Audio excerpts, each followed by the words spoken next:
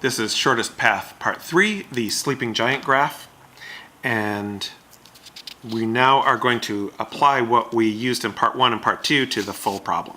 So here's our full graph, which I'm going to adjust a little bit so I think we can see the whole thing. That looks about good right there. All right.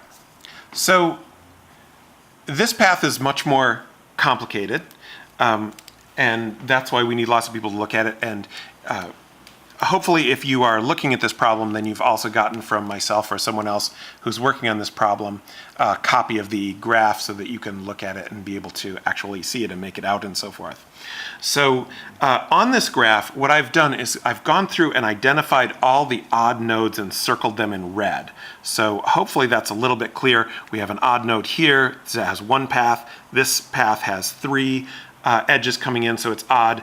This node number 5 has 4 paths coming in, so it's even, so I've not circled it.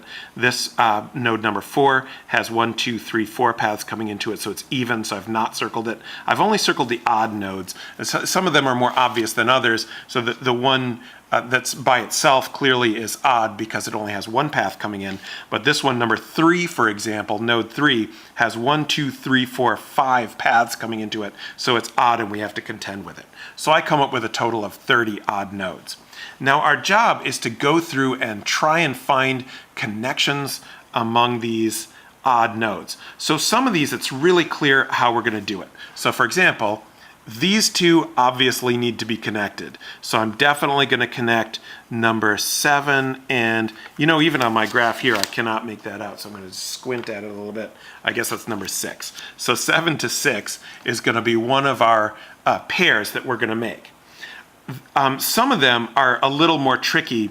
So it seems fairly clear that if I'm down here, I probably want to connect 3 to 69 by going through 4. So I'm probably going to pair up 3 and 69. It seems fairly clear that I'm going to pair up 2 and 1. So I'm going to pair 2 and 1. So remember, if you look at how we were looking at pairs of odd nodes on this graph, we just paired 2 of them, G and F with A and E. So we're looking for pairings like this, but now it's getting to be a longer list. We know we're going to pair 7 and 6, 3 and 69, 2 and 1. Some things that are less obvious is when we get in here. So how are we going to pair 70 and 20? Do we want to pair 70 with 20? Or do we want to pair 70 with 11 and 20 with 39? So that's the question. Now, on the surface, it looks like I might want to pair 20 and, is that 19? So that would be 20 and 19.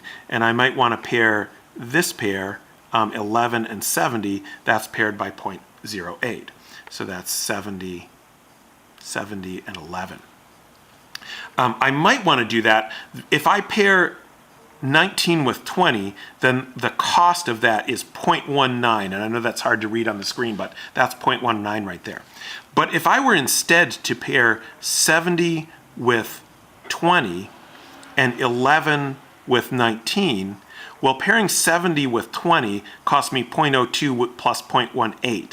So that's a little bit more cost than pairing 19 with 20. And, well, let's look at some of the other consequences of that because I think that's a good example of what our possibilities are. So I could either pair 70 with 20 and 11 with 19, or I could pair 70 with 11 and 20 with 19.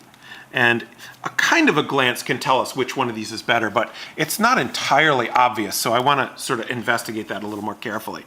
So if I pair 70 to 20, it looks like the shortest way to do that is going to be 0.02 plus 0.18. And if I pair 11 to 19, that total cost is 0.24. So that looks like it adds up to 0.44 altogether. Now, if I pair 70 with 11, that distance is only 0.08. And if I pair 20 with 19, that distance is 0.19. So this pairing gives me 0.27, which is actually much better. It's much better. So pairing 70 with 11 and pairing 20 with 19, as I first indicated, turns out to definitely be the shortest route. Now, I could tell that sort of by looking, but it's not always obvious, especially as this gets more complex. And this is the sort of ways that we can compare and make sure we're pairing the right things. And also, you have to be aware of how sometimes pairing one pair is going to force us to pair something else in a way that we didn't like. So for example, if I were to pair, let's see if I can zoom down a little bit on this little region down here. So if I were to pair 13 with 16, that looks good because they're only connected by a distance of 0.16. But then that would force me to pair 12 with 14, which is not so good because that's a long distance. So I'm probably better off connecting 13 and 12, pair 13 and 12, and pair 16 and 14. All right, so I want to keep track of what pairs I make, 16 and 14, 13 and 12. So I want to find a pairing of all the odd nodes, and I have to go through all this whole map and try to find all the nodes and odd nodes and pair them up. Like I need to pair probably 21 and 88. It doesn't look like there's anybody else in the neighborhood, so I'm going to probably have to do that like this, like this, like this, and I need to keep track of the total costs of all those. So this is it looks like 21 that I'm connecting with 38, and the cost is 0.3 plus this one, which is 0.5, plus this one, which is 0.7. So that total is 1.5, I guess. I'm gonna check my arithmetic. So that's a pairing that I want to do. I want to look at all the pairings and see their cost. Things that are going to be tricky are like this guy who's sitting out in the middle of nowhere, and I have to pair it with somebody. What's going to turn out to be best? To pair it with 64 over here, which would allow me to pair 65 with 56? Or would it be better to connect this one by going all the way down here, which frees me up to pair these two guys directly and these two guys directly? So that's the kind of dilemma and problem that we're trying to solve. We're trying to solve it with our visual processing, our intuition. A computer would be able to go through and just check every single possible pairing. So if you had a computer problem that would check every single possible pairing and just crank all the total distances and compare them and find the smallest one, then you would know for a fact that you have the shortest distance and there is no shorter distance. However, we don't have that computer and we don't have that program. There are programs that do that, but they're very expensive, and I haven't found a free one, and you need a lot of computing power anyway. So that might be precluded for us, although if somebody's got access to that, that would be great. We're going to have to use our visual processing, which means we're probably going to get a pretty good solution, but we'll never be 100% certain that it is absolutely the shortest. However, we will have a pretty good idea, and the more people who are looking at it and trying to find a shortest pairing, the more likely we are to converge on a single solution. And there could certainly be more than one solution for the pairings, and then once the pairings are found, as we discussed with this graph, that there was more than one possible route once the pairings are found. This graph will also, once the pairings are found, there will be more than one possible route to solve the problem.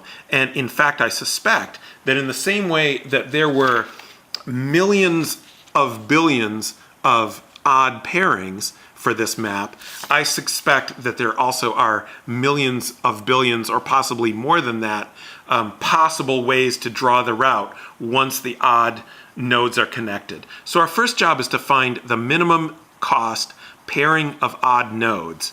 And then once we find that, then we can set about trying to find the actual path that connects them, which for a small graph is the easy part of the problem, so not many people bother to really map out a way to do it. But for this big complex graph, it's going to be difficult to do. But there's no point of even trying to do that until we get the odd pairings. So our job is to start looking for odd pairings. And that is what we're going to be able to do in order to find the shortest path through this crazy park that traverses every single trail. And we'll be so happy when we're done.